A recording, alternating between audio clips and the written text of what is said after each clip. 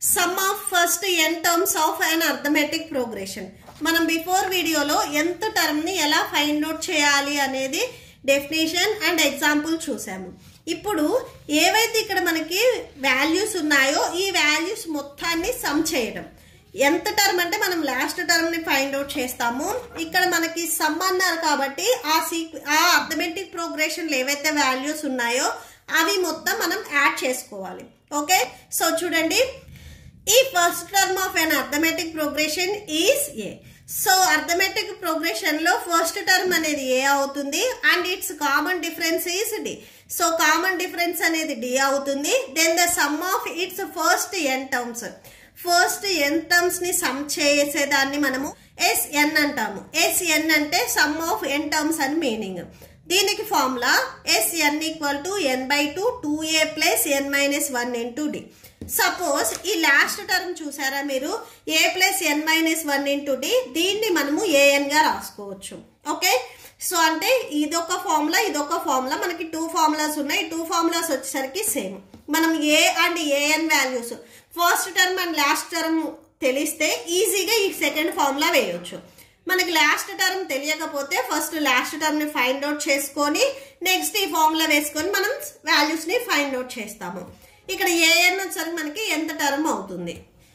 So ఇక్కడ చూడండి example, find the sum of the first 22 terms of the arithmetic progression. So ఇక్కడ మనకి a1 a2 a3 and so on ఇలాగా a22 terms మనము values ని some చేయాలి. సో ఇప్పుడు మనం నెక్స్ట్ ఫోర్త్ వాల్యూ అంటే a4 వాల్యూ a5 వాల్యూ ఇలాగా మనం ఈచ్ వాల్యూ మనము ఫైండ్ అవుట్ చేయకుండా డైరెక్ట్ గా ఇక్కడ ఏవైతే వాల్యూస్ ఉన్నాయి ఇవి మొత్తం మనము యాడ్ చేసుకోవచ్చు. అంటే 22 వాల్యూస్ ఇక్కడ మనకి తెలియకపోయినా కానీ యాడ్ చేసుకోవచ్చు. సో దీనికి చూడండి, ఫస్ట్ ఏ వాల్యూ వచ్చరికి ఇక్కడ మనకి 8, a1 వాల్యూనే ఏ వాల్యూ అవుతుంది, ఈ వాల్యూ వచ్చరికి మనకి 8. నెక్స్ట్ డి వాల్యూ చూడండి, డి వాల్యూ ఎలా వస్తుంది, ప్రీవియస్గా ఏదైతే వాల్యూ ఉందో దాన్ని మనము సబ్ట్రాక్షన్ చేసుకోవాలి.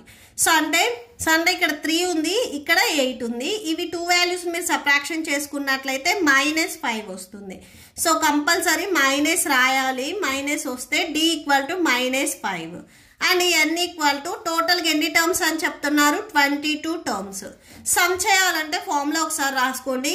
Sn equal to n/2 into 2a plus n - 1 into D.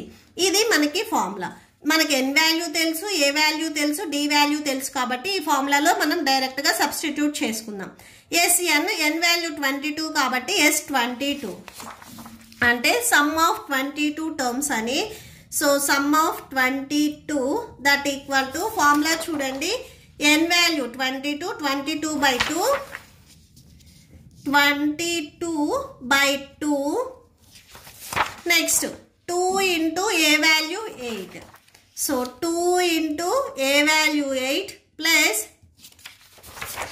Next n value 22 22 - 1 d value -5 22 - 1 d value -5. ఇక్కడ ఈ 2 వాల్యూస్ మనకి మల్టిప్లై అవుతున్నాయి. మెయిన్ ఇది మీరు గుర్తుపెట్టుకోవాలి. So that equal to 2 1s 2 11s 22. So 11 8 2s 16 plus 22 - 1 21 అవుతుంది. Next -5 that equal to 11 16 plus into minus 21 5s multiply చేయండి. 21 into 5ని మల్టిప్లై చేస్తే 105 వస్తుంది. సో 105 ఈ 2 వాల్యూస్ మీరు సబ్ట్రాక్షన్ చేయండి, 89 వస్తుంది. సో 11 - 89 అవుతుంది. లార్జెస్ట్ నెంబర్కి మైనస్ ఉంది కదా, సో మైనస్ కంపల్సరీ రాయాలి. సో మైనస్ నెక్స్ట్ ఈ 2 వాల్యూస్ ని మల్టిప్లై చేయండి, 979 మైనస్ ఉంది కదా minus.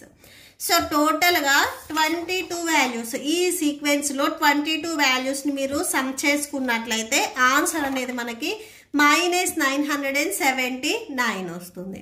Okay, so that's it.